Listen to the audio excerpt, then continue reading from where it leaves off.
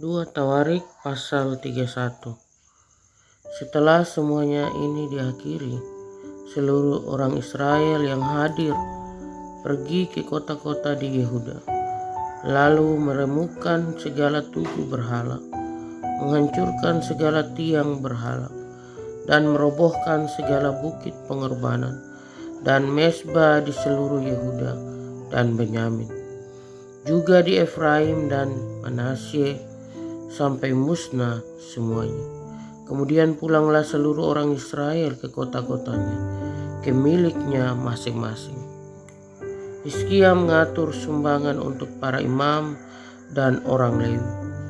Hizkia menetapkan rombongan para imam dan orang-orang Lewi, rombongan demi rombongan masing-masing menurut tugas jabatannya, sebagai imam atau sebagai orang Lewi, untuk mempersembahkan korban bakaran dan korban keselamatan, untuk mengucap syukur dan menyanyikan puji-pujian, dan untuk melayani di pintu-pintu gerbang di tempat perkemahan Tuhan.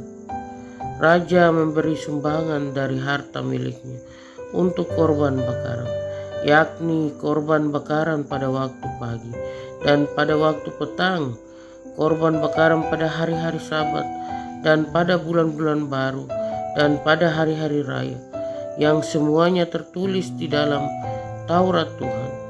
Ia memerintahkan rakyat, yakni penduduk Yerusalem, untuk memberikan sumbangan yang menjadi bagian para imam dan orang-orang Lewi, supaya mereka mendapat mencurahkan tenaganya untuk melaksanakan Taurat Tuhan.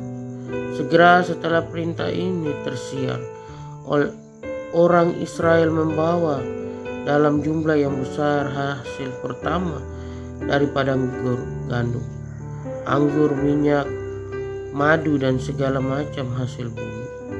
Mereka membawa juga persembahan persepuluhan dari segala sesuatu dalam jumlah yang besar.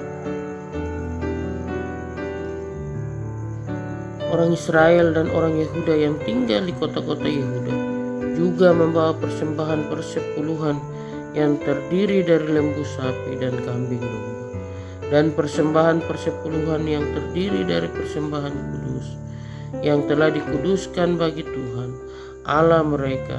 Semuanya itu diletakkan mereka bertimbun-timbun. Mereka mulai membuat timbunan itu pada bulan yang ketiga, dan mereka selesai pada bulan yang ketujuh. Hizkia dan para pemimpin datang melihat timbunan itu, dan mereka memuji Tuhan dan umatnya orang Israel.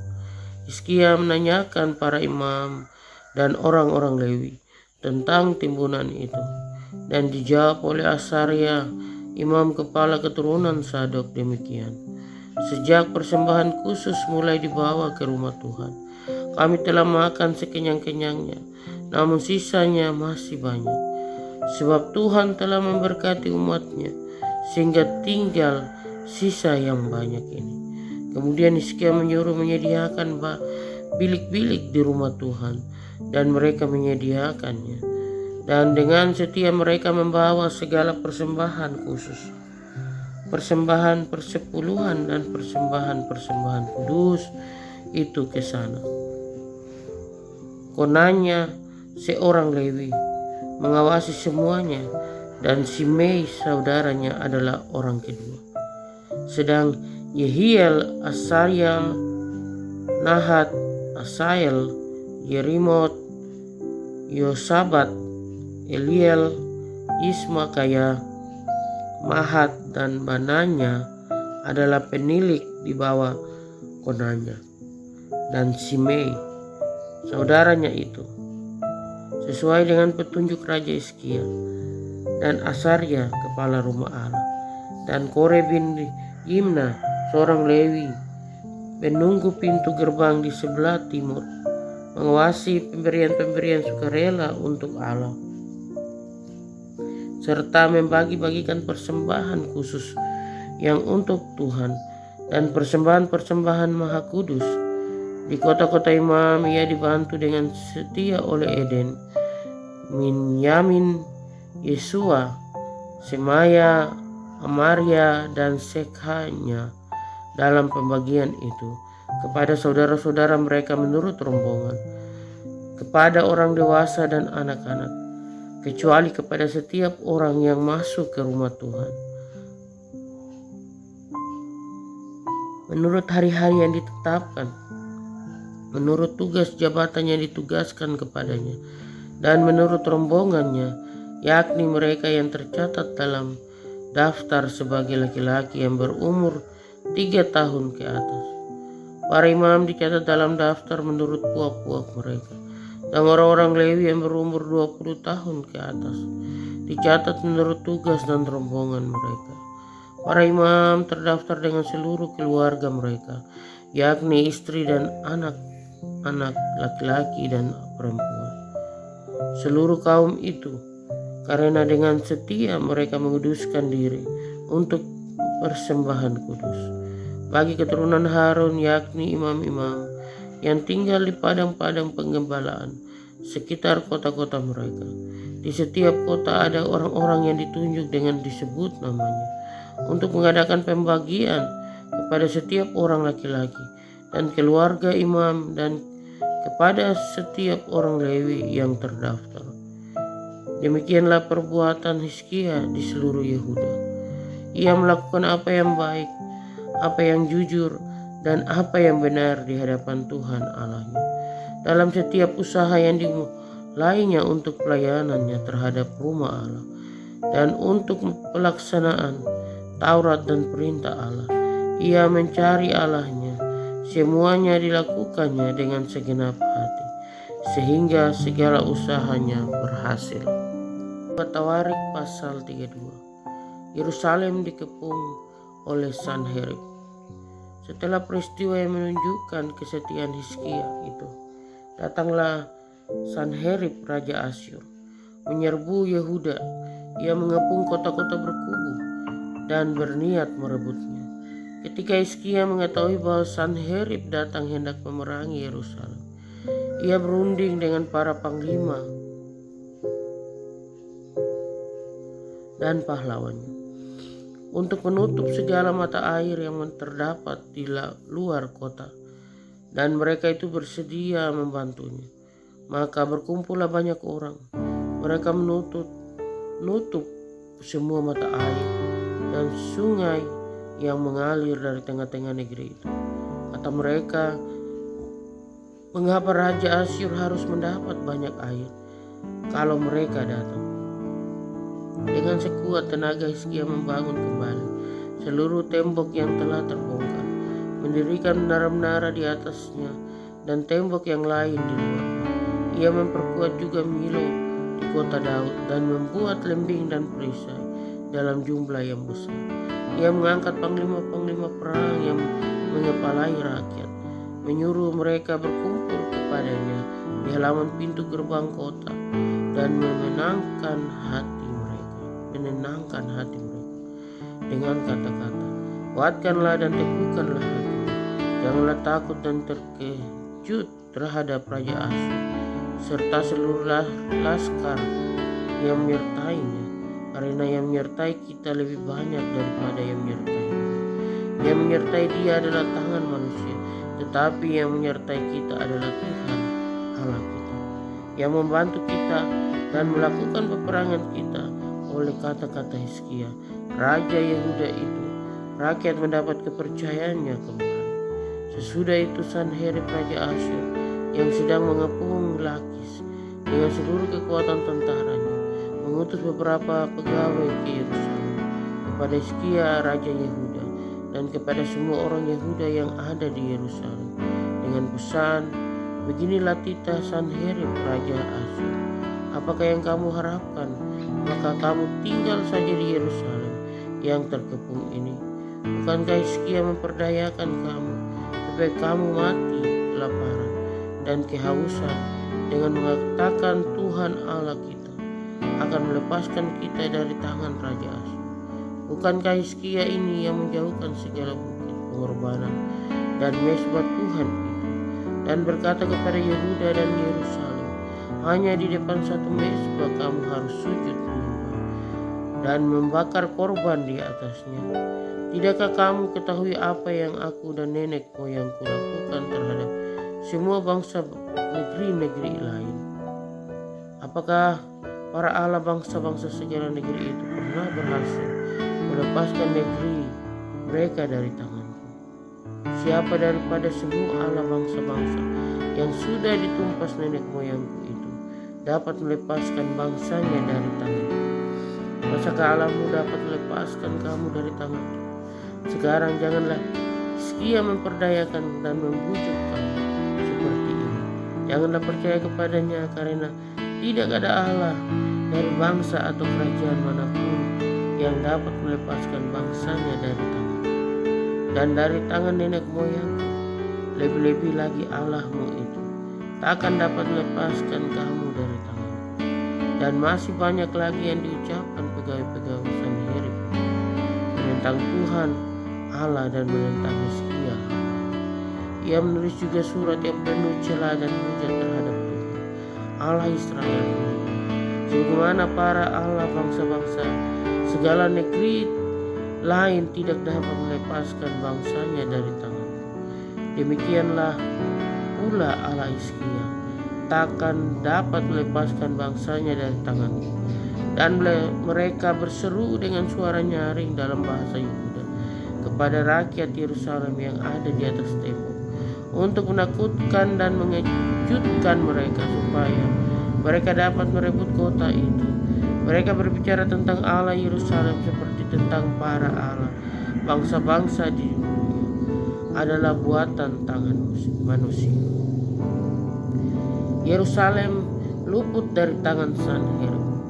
Tetapi oleh karena itu Raja Hizkia dan Nabi Yesaya bin Amos berdoa dan berseru kepada sorga. Lalu Tuhan mengirim malaikat yang melenyapkan semua pahlawan yang gagah perkasa, pemuka dan panglima yang ada di perkemahan Raja Asyur, sehingga ia kemalu-maluan kembali ke negerinya.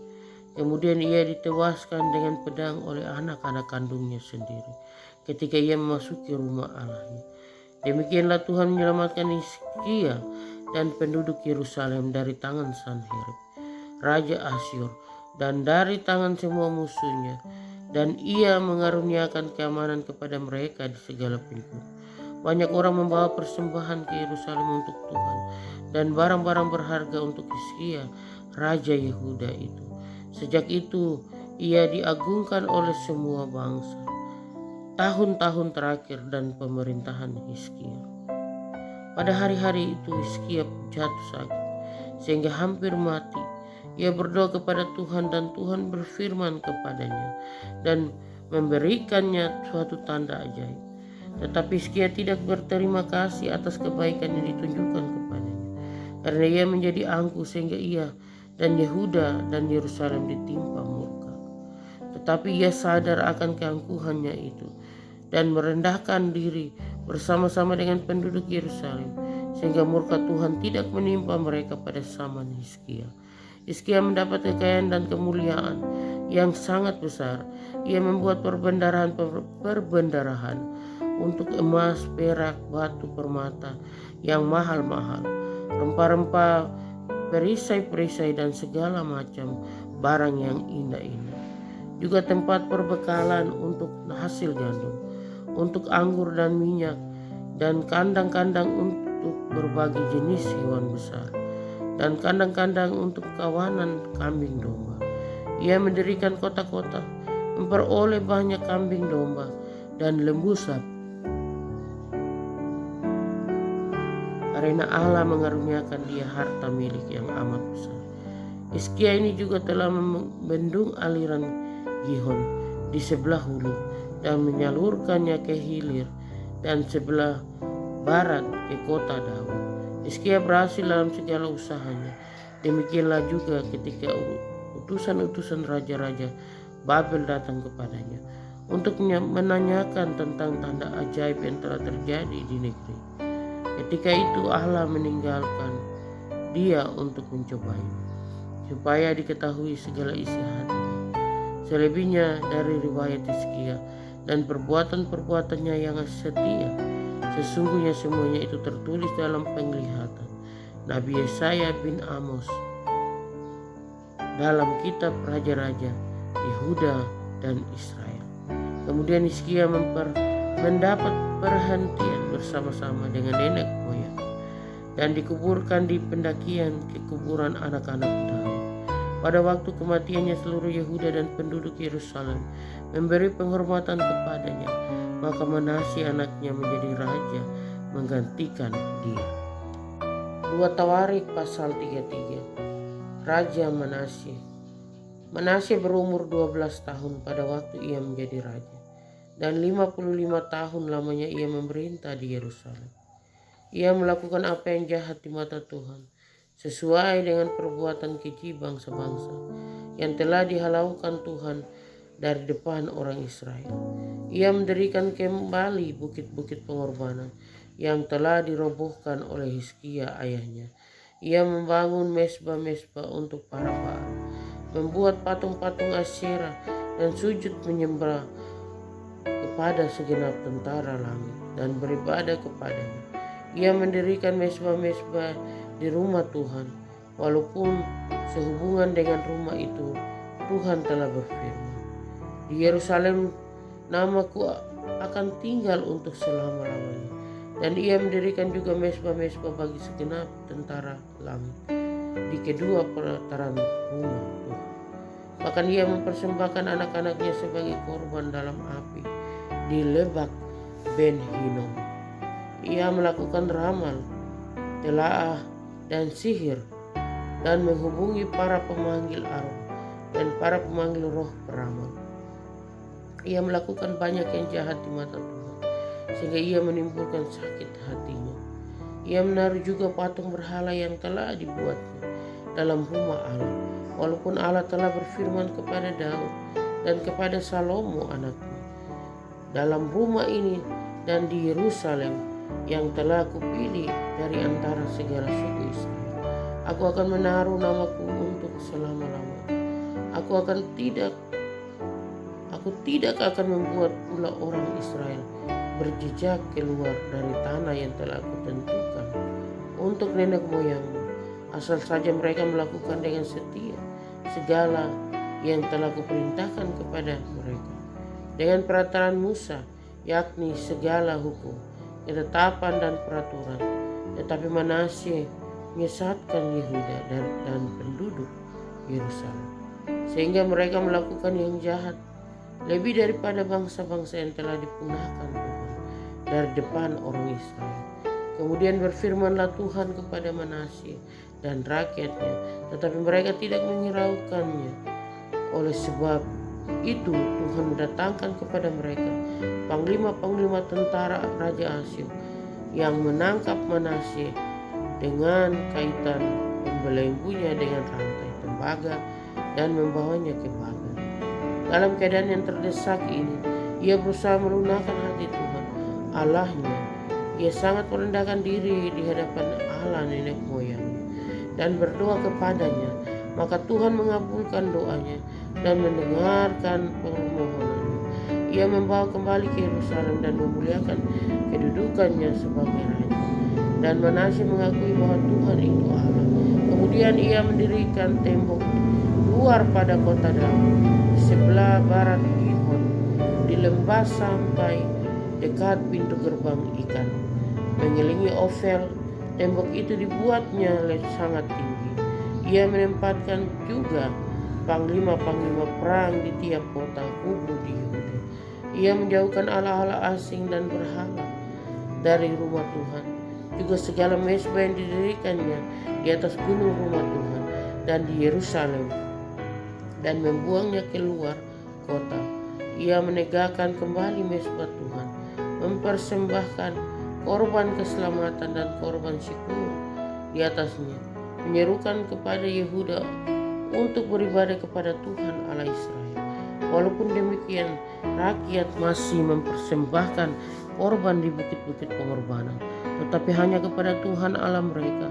Selebihnya dari riwayat Manasye, doanya kepada Allahnya dan ucapan-ucapan para pelihat yang berkata-kata kepadanya dengan nama Tuhan Allah Israel.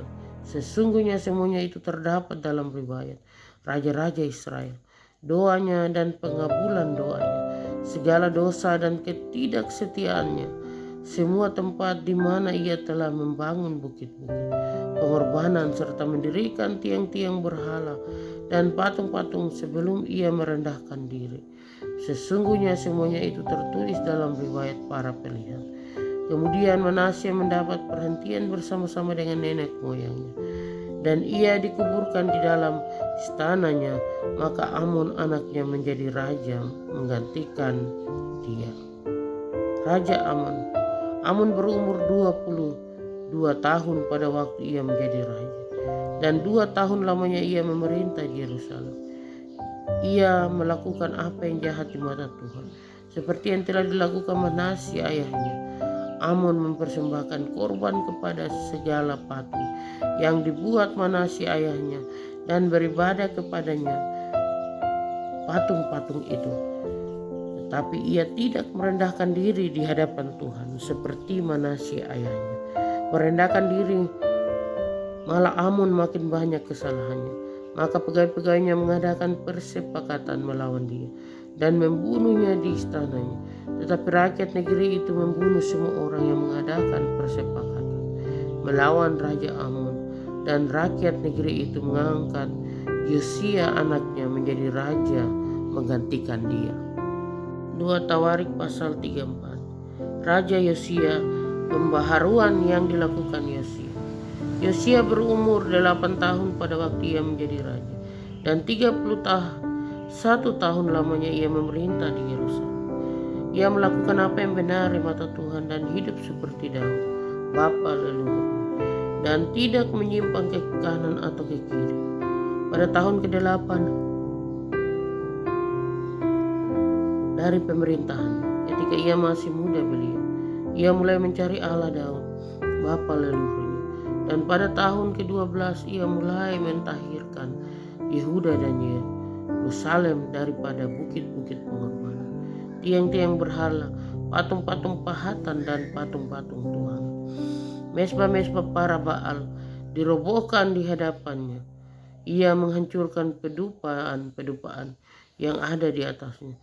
Ia meremukan dan menghancur luluhkan tiang-tiang berhala, patung-patung pahatan dan patung-patung tuang, dan menghamburkannya ke atas kuburan orang-orang yang mempersembahkan korban kepada berhala-berhala.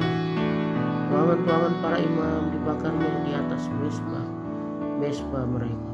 Demikianlah ia mentahirkan Yehuda dan Yerusalem, juga di kota-kota Manasye, Efraim dan Simeon, sampai di kota-kota Naftali yang di mana-mana telah menjadi reruntuhan. Ia merobohkan segala mesbah dan tiang berhala, meremukan segala patung-pahatan, serta menghancur luluhkannya dan menghancurkan semua pendupaan di seluruh tanah Israel. Sesudah itu ia kembali ke Yerusalem. Kitab Taurat ditemukan kembali pada tahun ke-18 dari pemerintahannya, setelah selesai mentahirkan negeri dan rumah Tuhan. Ia menyuruh Safan bin Asalia dan Maaseiah, penguasa kota, serta Yoab bin Yoas, bendahara negara, untuk memperbaiki rumah Tuhan Allahnya. Maka datanglah mereka kepada imam besar Hizkia dan menyerahkan kepadanya uang yang telah dibawa ke rumah Allah dan yang telah dikumpulkan oleh orang-orang Lewi, yakni oleh para penjaga pintu, dari orang-orang Manasye dan Efraim, dan dari semua orang yang masih tinggal di Israel, pula dari seluruh orang Yehuda dan Benyamin, dan dari penduduk Yerusalem.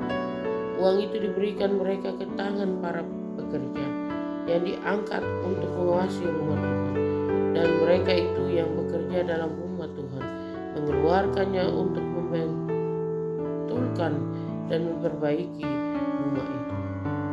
Mereka memberikannya kepada tukang-tukang kayu dan tukang-tukang bangunan, supaya tukang-tukang itu membeli batu pahat dan kayu untuk tupai-tupai dan untuk memasang balok-balok pada gedung-gedung yang oleh raja-raja Yehuda dibiarkan. Orang-orang itu melakukan pekerjaan itu dengan setia Orang-orang yang diangkat menjadi pengawas mereka ialah Yahat dan orang Obadya, orang-orang Lewi dari Bani Merari, sedangkan Zakaria dari Mesulam dari Bani Kehat menyelepai semua orang Lewi yang pandai memainkan alat-alat musik, mengepalai kuli-kuli dan mengiringi semua tukang dalam pekerjaan apapun. Dari antara orang-orang Lewi itu ada yang menjadi panitera, pengatur atau penunggu pintu gerbang. Ketika mereka mengeluarkan uang yang telah dibawa ke rumah Tuhan, Imam Hizkia menemukan kitab Taurat Tuhan yang diberikan dengan perantaraan Musa.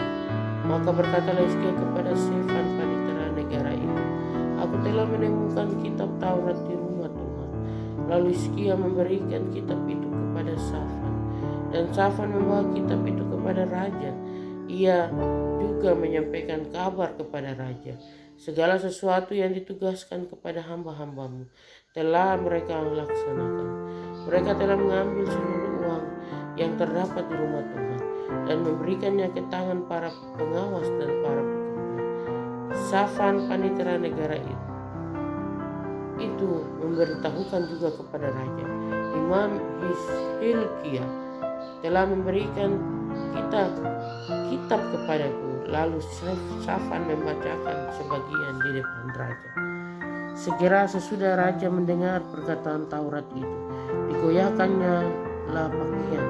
Kemudian raja memberi perintah kepada Hilkiah, kepada Ahikam bin Shafan, kepada Abdon bin Mikha, kepada Shafan panitera negara itu, dan kepada saya hamba raja. Katanya, "Pergilah, mintalah petunjuk Tuhan bagiku, bagi yang masih tinggal di Israel dan di Yehuda, tentang perkataan kitab yang ditemukan ini, sebab hebat kehangatan murka Tuhan yang dicurahkan kepada kita oleh karena nenek moyang kita tidak memelihara firman Tuhan dengan berbuat tepat seperti yang tertulis dalam kitab ini. Maka pergilah Hilkiah dengan orang-orang yang disuruh raja kepada Nabiah, Hulda, istri seorang yang mengurus pakaian-pakaian, yaitu Salum bin Tokah bin Hasra, penunggu pakaian-pakaian. Nabiah itu tinggal di Yerusalem, di perkampungan baru. Mereka berbicara kepadanya sebagaimana yang diperintahkan. Perempuan itu menjawab mereka, "Beginilah firman Tuhan, Allah Israel. Katakanlah kepada orang yang menyuruh kamu kepadaku, beginilah firman Tuhan, sesungguhnya aku akan mendatangkan malapetaka atas tempat ini dan atas penduduknya, yakni segala kutuk yang tertulis dalam kitab yang telah dibacakan di depan Raja Yehuda. Karena mereka meninggalkan aku dan membakar korban kepada Allah lain dengan maksud menimbulkan sakit hatiku dengan segala pekerjaan tangan mereka. Sebab itu nyala murkaku akan dicurahkan ke tempat ini dengan tidak padam-padam, tetapi kepada Raja Yehuda yang telah menyuruh kamu untuk meminta petunjuk Tuhan, harus kamu katakan demikian, beginilah firman Tuhan Allah Israel mengenai perkataan yang telah kau dengar itu. Oleh karena engkau sudah menyesal dan engkau merendahkan diri di hadapan Allah pada waktu engkau mendengar firman-Nya terhadap tempat ini dan terhadap penduduknya, oleh karena engkau merendahkan diri di hadapanku, mengoyahkan pakaianmu dan menangis di hadapanku, aku pun telah mendengarnya, demikian firman. Maka sesungguhnya aku akan mengumpulkan engkau kepada nenek moyang, dan engkau akan dikebumikan ke dalam kuburmu dengan damai, dan matamu tidak akan melihat segala malapetaka yang akan kudatangkan atas tempat ini dan atas penduduknya. Lalu mereka menyampaikan jawab itu kepada raja. Sudah itu raja menyuruh orang mengumpulkan semua tua itu dan Yerusalem. Kemudian pergilah raja ke rumah Tuhan bersama-sama semua orang Yehuda dan penduduk Yerusalem, para imam, orang-orang Lewi, dan seluruh orang awam, baik yang besar maupun yang kecil, masih kecil, Dengan didengar mereka, ia membacakan segala perkataan dari kitab perjanjian yang ditemukan di rumah Tuhan itu. Sesudah itu berdiri raja pada tempatnya, dan diikatnyalah perjanjian di hadapan Tuhan untuk hidup dengan mengikuti Tuhan, dan tetap menuruti perintah-perintahnya, peraturan-peraturannya, dan ketetapan-ketetapannya, dengan segenap hatinya dan dengan segenap jiwanya, dan untuk melakukan perkataan perjanjian yang tertulis dalam kitab itu. Ia menyuruh semua orang yang berbeda di Yerusalem dan Benyamin ikut serta dalam perjanjian itu, dan penduduk Yerusalem berbuat menurut perjanjian Allah, yakni Allah nenek moyang mereka. Yosia menjauhkan segala dewa kekejian dari semua daerah orang Israel, dan menyuruh semua orang yang ada di Israel beribadah kepada Tuhan Allah mereka. Maka sepanjang hidup Yosia mereka tidak menyimpang mengikuti Tuhan Allah nenek moyang mereka. Tarik pasal 35. Yosia merayakan Paskah. Kemudian Yosia merayakan Paskah bagi Tuhan di Yerusalem. Domba Paskah disembelih pada tanggal 14 bulan yang pertama. Ia menetapkan tugas para imam dan mendorong mereka menunaikan tugas jabatannya dalam rumah Tuhan. Berkatalah ia kepada orang-orang Lewi yang adalah pengajar seluruh Israel dan orang-orang kudus Tuhan, tempatkanlah tabut kudus itu di dalam rumah yang telah didirikan Salomo bin Daud, Raja Israel. Tidak usah lagi kamu musuhnya sekarang, layanilah Tuhan Allahmu dan Israel umatnya. Bersiaplah menurut puak-puakmu dan menurut rombonganmu, sebagaimana yang dituliskan Daud Raja Israel dan Salomo anaknya. Berdirilah di halaman tempat kudus menurut golongan puak saudara-saudara yang lain, yakni kaum awam, dengan satu rombongan puak orang Lewi untuk setiap golongan saudara-saudaramu itu. Sembelilah domba Paskah, kuduskanlah dirimu dan adakanlah persiapan bagi saudara-saudara, supaya dilakukan apa yang difirmankan Tuhan dengan perantaraan Musa. Yosia menyumbangkan kepada kaum awam sejumlah 30.000 ekor kambing domba, yakni domba-domba dan kambing-kambing jantan yang muda semuanya, sebagai korban Paskah bagi semua orang yang hadir. Selain itu disumbangkannya 3.000 ekor lembu, semuanya itu dari harta miliknya. Juga para panglimanya memberi sumbangan sukarela kepada rakyat, para imam dan orang-orang Lewi. Kemudian Hilkia, Sakaria dan Yehiel, para pemuka rumah Allah, memberi kepada para imam 2.600 ekor kambing domba sebagai korban Paskah, dan selain itu 300 ekor lembu.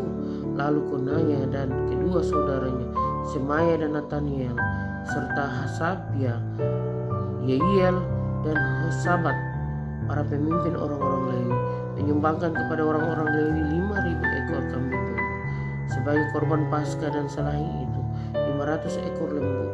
Setelah upacara ibadah disiapkan, berdirilah para imam pada tempatnya dan orang-orang Lewi menurut rombongannya sesuai dengan perintah raja.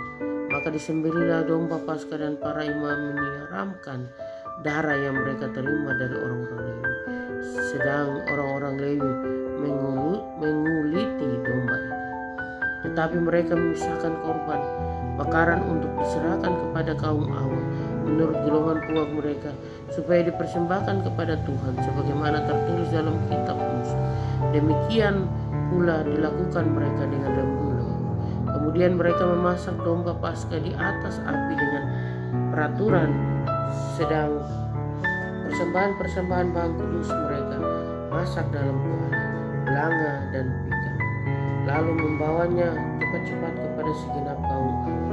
Kemudian mereka menyediakan bagi dirinya dan bagi para imam kepala, karena para imam yakni anak-anak Harun sampai malam hari sibuk mempersembahkan korban bakaran dan segala terlembab. Oleh sebab itu orang-orang Lewi menyediakannya bagi dirinya dan bagi para imam, yakni anak-anak Harun, para penyanyi yakni Bani Asaf ada pada tempat mereka sesuai dengan perintah Daud. Asaf, Heman dan Yedutun pelihat raja itu. Juga para penunggu pintu gerbang ada pada tiang-tiang pintu gerbang.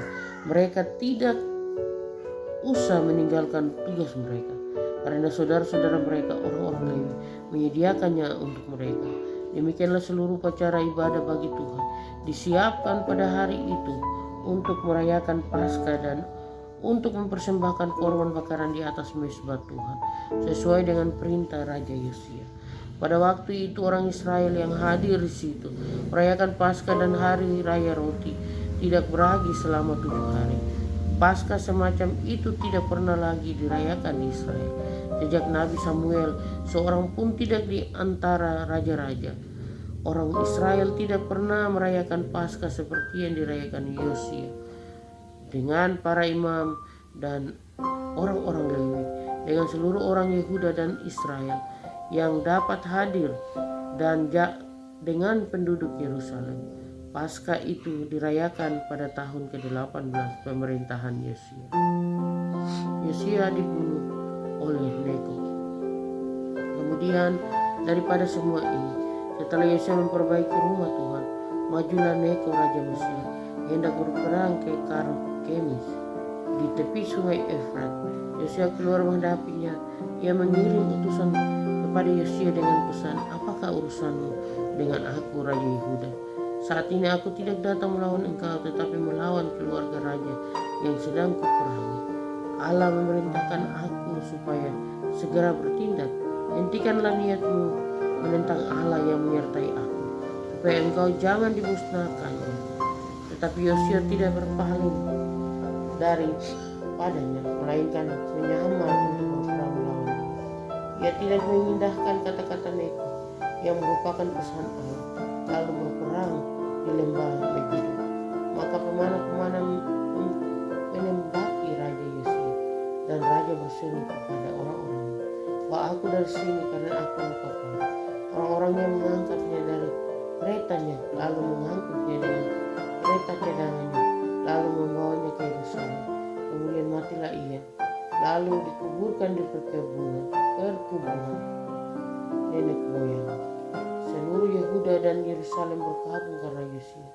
Yeremia membuat suatu syair ratapan mengenai Yosia, dan sampai sekarang ini semua penyanyi laki-laki dan penyanyi perempuan menyanyikan syair-syair ratapan mengenai Yosia, dan mereka menjadikan itu suatu kebiasaan di Israel. Semua itu tertulis dalam syair-syair ratapan selebihnya dan riwayat Yosia dan perbuatan yang saleh yang sesuai dengan ada tertulis dalam Taurat, yakni riwayat dari awal sampai akhir. Dan sesungguhnya semuanya itu tertulis dalam kitab ajaran Israel dan Yehuda. Tawarik pasal 3. Raja Yoas.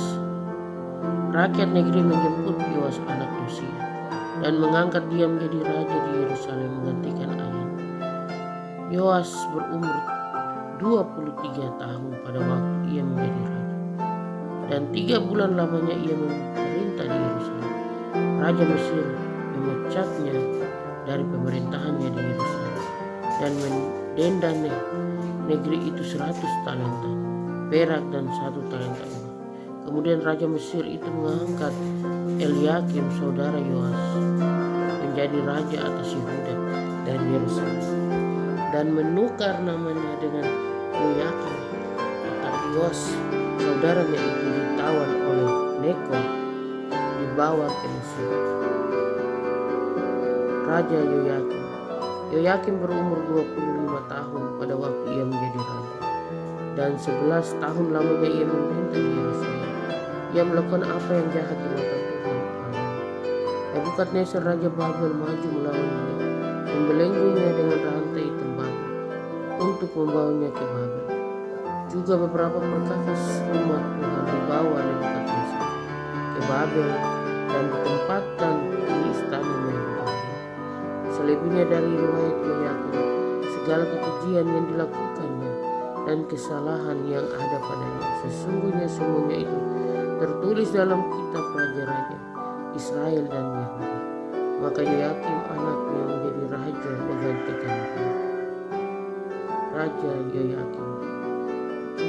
Yoyakim berumur 18 tahun pada waktu ia menjadi raja. 3 bulan 10 hari lamanya ia memerintah di Yerusalem. Ia melakukan apa yang jahat di mata Tuhan. Pada pergantian tahun raja Nebukadnezar menyuruh membawa dia ke Babel beserta perkakas-perkakas yang indah-indah dari rumah Tuhan dan Sedekia saudara ayahnya. Yoyakim menjadi raja atas Yehuda dan Yerusalem. Raja Sedekia, runtuhnya kerajaan Yehuda. Sedekia berumur 21 tahun pada waktu ia menjadi raja, dan 11 tahun lamanya ia memerintah di Yerusalem. Ia melakukan apa yang jahat di mata Tuhan Allahnya, dan tidak merendahkan diri di hadapan Nabi Yeremia yang datang membawa pesan Tuhan. Lagi pula ia memberontak terhadap Raja Nebukadnezar yang telah menyuruhnya bersumpah demi Allah. Ia menegarkan tengkuknya dan mengeraskan hatinya, dan tidak berbalik kepada Tuhan Allah Israel. Juga semua pemimpin di antara para imam dan rakyat berkali-kali berubah setia dengan mengikuti segala kekejian bangsa-bangsa. Rumah yang dikuduskan Tuhan di Yerusalem itu dinajiskan mereka. Namun Tuhan Allah nenek moyang mereka berulang-ulang mengirim pesan melalui utusan-utusannya, karena ia sayang kepada umatnya dan tempat kediamannya. Tetapi mereka mengolok-olok utusan-utusan Allah itu, menghina segala firman dan mengejek nabi-nabi. Oleh sebab itu murka Tuhan bangkit terhadap umatnya, sehingga tidak mungkin lagi pemulihan Tuhan. Menggerakkan raja orang Kastur melawan mereka. Raja itu membunuh teruna mereka dengan pedang dalam rumah kudus mereka, dan tidak menyayangkan teruna atau gadis, orang tua atau orang umana. Semua diserahkan Tuhan di dalam seluruh perkakas umat Allah yang besar dan yang kecil, serta harta benda dari semua tempat, harta benda raja dan harta benda para panglima, semuanya dibawanya ke Babel. Mereka membakar rumah Allah, merobohkan tembok Yerusalem, dan membakar segala bumi dalam kota itu dengan api, sehingga musnahlah segala perabotannya yang indah-indah. Mereka yang masih tinggal dan yang luput dari pedang diangkutnya ke Babel, dan mereka menjadi budak dan budak anak-anaknya sampai kerajaan Persia berkuasa. Dengan demikian genaplah firman Tuhan yang diucapkan Yeremia, sampai tanah itu pulih dari akibat dialaikannya tahun-tahun Sabat, karena tanah itu tandus selama menjalani Sabat, hingga genaplah 70 tahun. Kores mengizinkan orang-orang buangan pulang ke negeri. Pada tahun pertama zaman Kores raja negeri Persia, Tuhan menggerakkan hati Kores raja Persia untuk menggenapkan firman yang diucapkan oleh Yeremia, sehingga disiarkan di seluruh kerajaan Kores secara lisan dan tulisan pengumuman. Beginilah perintah Kores raja Persia: segala kerajaan di bumi yang telah dikaruniakan kepadaku oleh Tuhan Allah semesta langit, ia menugaskan aku untuk mendirikan rumah baginya di Yerusalem yang terletak di Yehuda. Siapa di antara kamu yang termasuk umatnya, Tuhan Allahnya menyertainya, dan biarlah ia berangkat pulang.